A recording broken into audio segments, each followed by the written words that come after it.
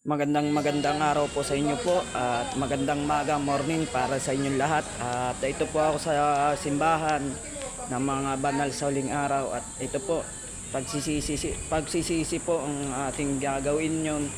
Ayan po ang simbahan namin po mga kabanlag at isang like at isang follow lang po mga kabanlag at alam nyo po pag araw ng linggo lagi tayong maalala natin si Jesus, yung mga alaala natin, yung anong araw tayo nabinyagan.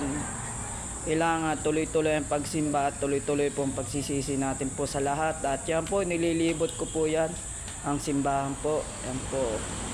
At ito po ako sa barangay Tilipayan. Yan po, sa Tilipayan po tatagpuan po ito, ang simbahan po namin. At kabanlag, isang like lang po. Yan po mga kabanlag, sana po i-follow nyo po ako.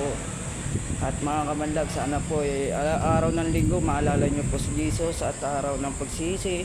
Nandito po ang pagsisisi natin sa araw-araw.